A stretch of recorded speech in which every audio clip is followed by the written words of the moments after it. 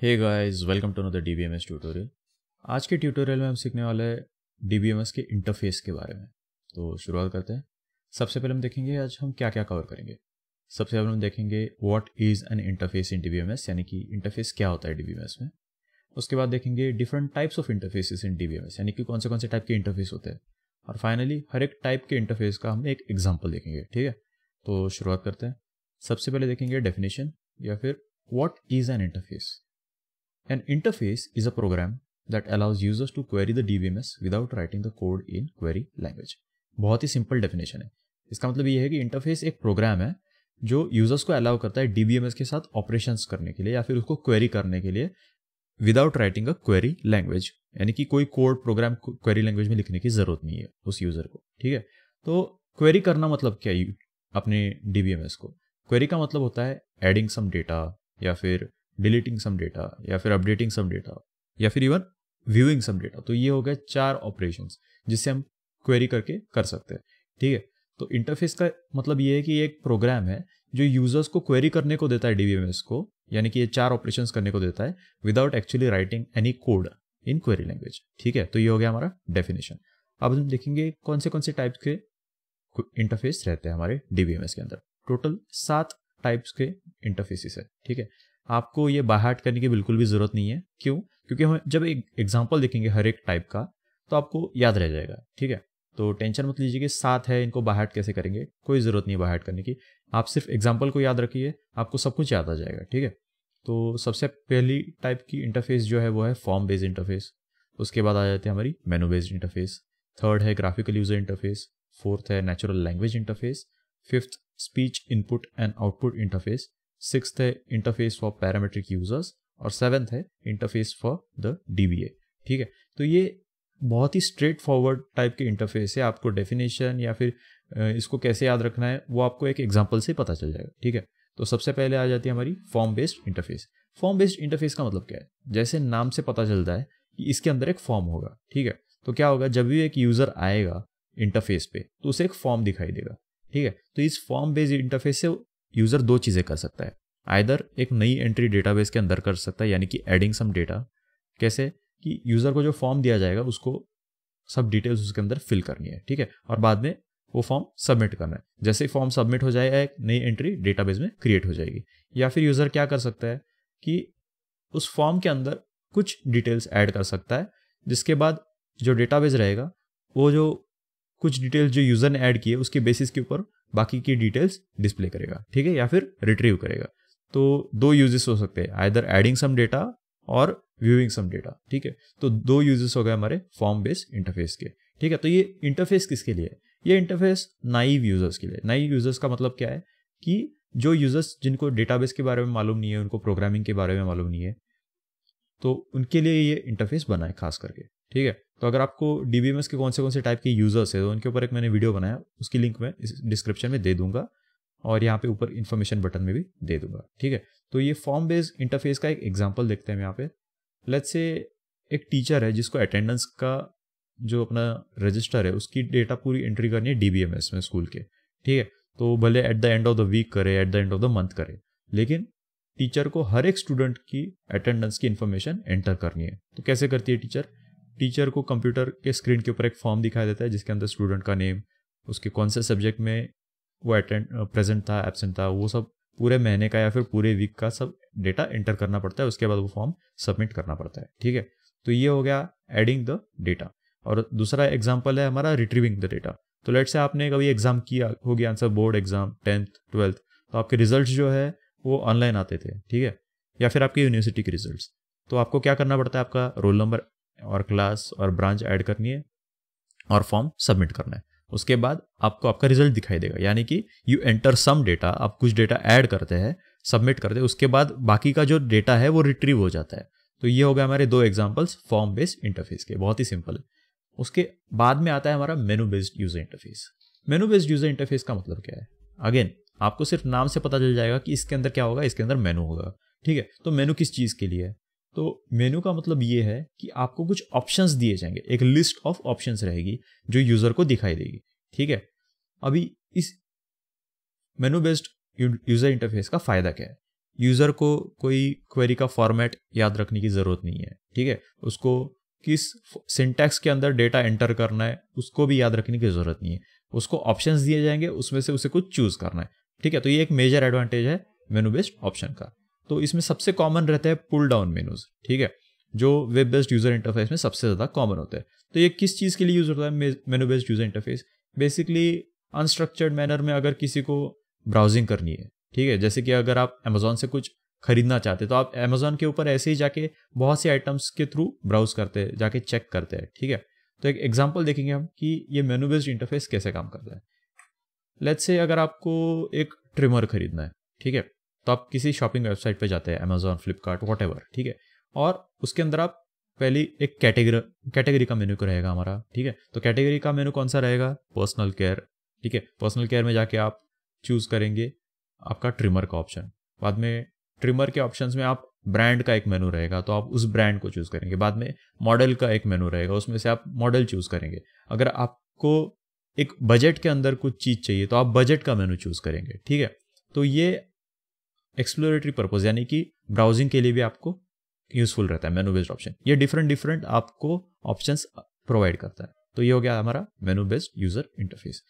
Third आ जाता है हमारा ग्राफिकल यूजर इंटरफेस। अभी ये क्या है, ठीक है, जो आपके आजकल आप यहाँ पे यूट्यूब पे देख रहे हैं, मोबाइल पे देख रहे हैं, कहीं पे भी देख रहे हैं, तो मोस्टली जो आपको ग्राफिकल यूजर इंटरफेस का मतलब ये है जो ऑप्शंस रहते हैं आपको स्क्रीन के ऊपर, जैसे कि अभी आप ये वीडियो देख रहे हैं, ठीक है। A GUI typically displays a schema to the user in diagrammatic form। ये बड़े बड़े वर्ड से कंफ्यूज नहीं होना है, ठीक है। स्कीमा का मतलब क्या है कि आपको एक डायग्राम की तरह स्क्रीन के ऊपर दिखाई देगा, ठीक है। यूजर क्या कर सकता है? स्पेसिफाई कर सकता है अपनी क्वेरी को, कैसे? बाय मैनिपुलेटिंग द डायग्राम, ठीक है। एग्जांपल देखते हैं यहाँ पे, ठीक है। लेट्स से आप ये वीडियो अभी यूट्यूब पे देख रहे हैं, यहाँ पे नीचे आपको एक सब्सक्राइब का बटन दिखाई देगा। अगर आपने ऑलरेडी सब्सक्राइब किया है तो आपको वहाँ पे सब्सक्राइब्ड दिखाई देगा, लेकिन आपने अगर सब्सक्राइब नहीं किया तो वो रेड दिखाई देगा। आप उसके साथ इंटरेक्ट करते हैं कैसे? आप चेक कर सकते हैं, नीचे क्लिक कर दीजिए उस सब्सक्राइब बटन को। जैसे आप सब्सक्राइब करेंगे, रेड कलर का बटन है वो ग्रे कलर का हो जाएगा, ठीक है। और अगर आपने लाइक बटन दबा दिया तो लाइक हो जाएगा वीडियो, ठीक है। ये वीडियो आपके लाइक वीडियोस के लिस्ट में चला जाएगा। तो ये GUI का मतलब ये है कि आप बेसिकली इंटरेक्ट करते हैं जो स्क्रीन के ऊपर जो डायग्राम होता है या फिर जो इमेज होती है उसके साथ, और जैसे आप इंटरेक्ट करते हैं उस हिसाब से आपका जो स्क्रीन के ऊपर का जो इमेज है वो चेंज हो जाता है, ठीक है। तो ये हो गया हमारा ग्राफिकल यूजर इंटरफेस। अभी इसके अंदर मेनू बेस्ड यूजर इंटरफेस भी हो जाता है और इसके अंदर जो फॉर्म बेस्ड यूजर इंटरफेस है वो भी आ जाता है इसके अंदर, ठीक है। तो ये जो ग्राफिकल यूजर इंटरफेस है ये दोनों चीजें यूज कर लेता है। कैसे? कि अगर आपको कोई वीडियो सर्च करना है यूट्यूब के ऊपर, ठीक है, तो आपको एक फील्ड दिखाई देगा, सर्च फील्ड, तो वो हो गया हमारा फॉर्म बेस्ड यूजर इंटरफेस। और अगर आपको मेनू बेस्ड यूजर इंटरफेस यानी कि आपको बहुत सारे वीडियोस के ऑप्शंस दिखते हैं यूट्यूब के ऊपर, कौन सा चूज करना है उसके लिए बहुत सारे ऑप्शंस दिखाई देते हैं, ठीक है, तो वो एक मेनू हो गया। तो ये हो गया मेनू बेस्ड और ग्राफिकल यूजर इंटरफेस के अंदर का पार्ट, ठीक है। तो अभी हम आ जाते हैं next one, which is natural language interface. Natural language interface का मतलब क्या है? जैसे कि हम और आप हिंदी में बात करते हैं, इंग्लिश में बात करते हैं, आपके मदर टंग में बात करते हैं, ठीक है, तो वो हो गई हमारी नेचुरल लैंग्वेज।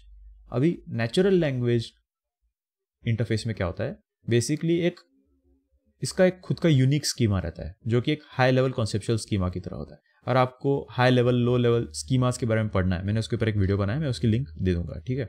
और इस नेचुरल लैंग्वेज इंटरफेस की एक खुद की एक डिक्शनरी होती है जिसके अंदर इंपॉर्टेंट वर्ड्स स्टोर होते हैं, ठीक है। तो बेसिकली ये क्या होता है कि अगर कोई यूजर अपनी एक क्वेरी डाल देता है, यहाँ पे सर्च कर लेता है, ठीक है, तो ये जो नेचुरल लैंग्वेज इंटरफेस है उस क्वेरी को इंटरप्रेट करता है based on what? Based on the important words जो इसके डिक्शनरी में है, ठीक है।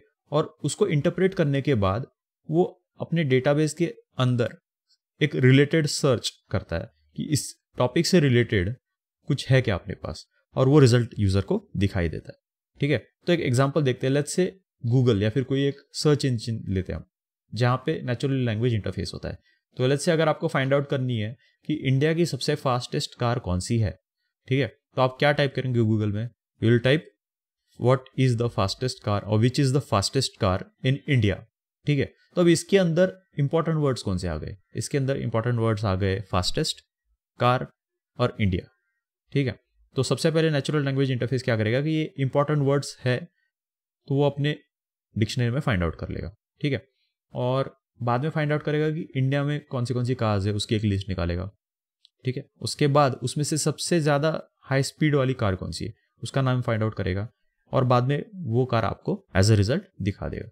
तो ये है नेचुरल लैंग्वेज इंटरफेस। आप जिस नेचुरल लैंग्वेज में उसको क्वेरी पूछते हैं उसमें से इंपॉर्टेंट वर्ड्स निकाल के ये जो नेचुरल लैंग्वेज इंटरफेस है वो क्वेरी करता है डीबीएमएस को, ठीक है, और उस हिसाब से आपको रिजल्ट दिखाता है। तो अगला आ जाता है हमारा स्पीच इनपुट एंड आउटपुट। ये सबसे ज़्यादा कॉमन है आजकल की दुनिया में, ठीक है, बहुत ही कॉमन है। आप सब लोगों ने इसको यूज़ किया रहेगा, ठीक है। तो the users queries the interface with speech and gets an answer or response in speech if the interface understands the query and interpret it। इसका मतलब क्या है, एक एग्जांपल देखते हैं, ठीक है। आप लोगों ने, बहुत से लोगों ने सिरी यूज़ किया रहेगा एप्पल के ऊपर, या फिर ओके गूगल यूज़ किया रहेगा, या फिर एलेक्सा या फिर कोर्टाना यूज़ किया रहेगा, ठीक है। तो आप क्या करते हैं उसके साथ, आप उसे पूछते हैं okay Google find the value of square root of 729। आप डायरेक्टली पूछ लेते हैं, आप टाइप नहीं करते, ठीक है, आप सर्च नहीं करते, आप डायरेक्टली क्वेश्चन पूछ लेते हैं विथ स्पीच। और आप पूछ सकते हैं what is the capital of Nepal, Alexa, Cortana, okay Google, Siri, किसी को भी पूछ सकते हैं। ये सब है स्पीच इनपुट और आउटपुट इंटरफेस। तो ये स्पीच इनपुट और आउटपुट इंटरफेस क्या करता है कि आपने जो बोला है, आपकी जो स्पीच इनपुट है, ठीक है, उसको प्रोसेस करता है। उसके अंदर क्या क्या कीवर्ड्स है, अगेन इसके अंदर नेचुरल लैंग्वेज इंटरफेस यूज होता है, ठीक है। आपके जो स्टेटमेंट है उसके अंदर से इंपॉर्टेंट वर्ड्स ये वाया स्पीच निकाल लेता है, और वो इंपॉर्टेंट वर्ड्स का एक सक्सेसफुल इंटरप्रिटेशन कर लेता है, और उसके बाद आपको आंसर बैक करता है इन स्पीच, ठीक है। तो बेसिकली क्या होता है, आपके स्पीच को ये टेक्स्ट में कन्वर्ट करता है, और टेक्स्ट को सर्च करता है नेचुरल लैंग्वेज इंटरफेस में। बाद में जो सर्च रिजल्ट आएगा उसमें से जो टेक्स्ट रहेगा उसको कन्वर्ट कर लेगा स्पीच में और आपको सुना देगा, ठीक है। अगर उसको कुछ क्वेरी समझ में नहीं आई तो आपको रिपीट करने के लिए बोल देगा। तो ये होगा हमारा speech input and output. Next interface आ जाता है इंटरफेस फॉर पैरामीट्रिक यूजर्स। अब ये पैरामीट्रिक यूजर्स कौन है, तो इसका डेफिनेशन ऐसा है कि parametric users are users that have a small set of operations that need to be performed and that too repeatedly, ठीक है। पैरामीट्रिक यूजर्स वो यूजर्स है जिनको एक स्मॉल सेट ऑफ ऑपरेशंस करने होते हैं, और वो ऑपरेशंस जो है वो बार बार करने पड़ते हैं। This makes it important to reduce the amount of key strokes for each operation. Obviously अगर एक ही ऑपरेशन या फिर आपको कुछ एक लिमिटेड नंबर ऑफ ऑपरेशंस बार बार करने हैं तो वो ऑपरेशंस करने के लिए आपको minimum number of key strokes होने चाहिए, ठीक है। तो उसके लिए प्रोग्रामर्स क्या करते हैं कि ऐसे इंटरफेस को इस तरह प्रोग्राम करते हैं कि हर एक ऑपरेशन एक सिंगल की स्ट्रोक या फिर minimum number of key strokes में हो जाए, ठीक है। तो एग्जाम्पल देखते हैं। लेट्स से एक एटीएम है। एटीएम का मतलब क्या है, ऑटोमेटिक टेलरिंग मशीन, ठीक है। तो ये एटीएम जो रहता है उसके अंदर मैक्सिमम 3-4 ही काम करने रहते हैं। आइदर आप आपका बैलेंस चेक कर सकते हैं, या फिर आप मनी विड्रॉ कर सकते हैं, या फिर आप अपना कार्ड का पिन चेंज कर सकते हैं, ठीक है। तो ये 3-4 ऑप्शन ही रहते हैं आपके एटीएम के अंदर। तो अभी ये 3-4 लिमिटेड नंबर ऑफ ऑपरेशंस करने के लिए प्रोग्रामेटिकली देखने जाएंगे तो ये बहुत ही कॉम्प्लेक्स ऑपरेशंस है, ठीक है। मतलब क्वेरी लिखने को अगर कोई यूजर बैठेगा या फिर कोई प्रोग्रामर भी बैठेगा तो भी बहुत ज़्यादा प्रॉब्लम आ सकती है। इसलिए ये प्रोग्रामर्स क्या करते हैं कि लिमिटेड नंबर ऑफ ऑपरेशंस है, इससे ज़्यादा कुछ काम करना नहीं है एटीएम को, तो वो पूरा का पूरा ऑपरेशन पहले ही प्री प्रोग्राम किया जाता है और वो सिर्फ एक की स्ट्रोक में हो जाता है, ठीक है। तो इस तरह से ATM minimum number of key strokes में अपना काम कर लेता है। तो ये हो गया हमारा इंटरफेस फॉर पैरामीट्रिक यूजर्स, यानी कि नंबर ऑफ ऑपरेशंस जो है वो है लिमिटेड और की स्ट्रोक्स भी बहुत ही कम यूज होते हैं। तो नेक्स्ट आ जाता है हमारा interface for dBA. Interface for dBA का मतलब क्या है कि ये आपने अभी बाकी जो देखे वो अलग अलग यूजर्स के लिए अलग अलग इंटरफेस थे, ठीक है। लेकिन डीबीए यानी कि डेटाबेस एडमिनिस्ट्रेटर या फिर डेटाबेस एडमिनिस्ट्रेटिव स्टाफ जो रहता है उनके लिए एक अलग ही इंटरफेस रहता है। क्यों? क्योंकि उनके पास एक कुछ स्पेशल प्रिविलेज कमांड्स रहती है जिससे वो अकाउंट्स क्रिएट कर सकते हैं, सिस्टम की सेटिंग्स को चेंज कर सकते हैं, किसी यूजर को या फिर किसी अकाउंट को ऑथराइजेशन दे सकते हैं, स्कीमा चेंज कर सकते हैं, या फिर पूरे के पूरे स्टोरेज स्ट्रक्चर को रीऑर्गेनाइज कर सकते हैं। तो वो जो इंटरफेस रहता है वो नॉर्मल यूजर्स के लिए नहीं रहता है, वो इंटरफेस रहता है सिर्फ डीबीए या फिर डीबीए स्टाफ के लिए, ठीक है। तो उसका एग्जांपल देना जरूरी नहीं है, मैंने आपको बता दिया कि डीबीए क्या क्या काम कर सकता है। तो उसके लिए जो इंटरफेस रहता है तो एक अलग टाइप का इंटरफेस रहता है। तो ये होगा हमारे टोटल 7 डिफरेंट टाइप के इंटरफेसेस। इनको अगर याद रखना है तो देखिए, सबसे पहले आता है सबसे बेसिक जो है फॉर्म का इंटरफेस, जिसके अंदर आपको डेटा इनपुट करना है और बाद में फॉर्म को सबमिट करना है। उसके बाद आता है मेनू बेस्ड, यानी कि फॉर्म में तो आपको कुछ एक पहले से फ्रॉम स्क्रैच आपको कुछ सिंटैक्स वगैरह याद रख के कुछ एक टाइप करना था या फिर इनपुट करना था डेटा। लेकिन मेनू बेस्ड में आपको डायरेक्टली ऑप्शंस दिखाई देंगे, तो आपको सिर्फ ऑप्शंस चूज करने। उसके बाद आ जाता है हमारा GUI। GUI का मतलब क्या है कि एक इमेज या फिर डायग्राम आपको स्क्रीन के ऊपर दिखाई देता है, जिसके अंदर मेनू बेस्ड भी रहता है और फॉर्म बेस्ड भी इंटरफेस रहता है। उसको मैनिपुलेट करना है तो वो आ जाता है हमारा मेनू बेस्ड। तो ये हो गया मेनू बेस्ड, हो गया सिर्फ हमारा विजुअल। लेकिन विजुअल के आगे क्या आ जाता है? विजुअल के आगे आ जाता है हमारा नेचुरल लैंग्वेज इंटरफेस।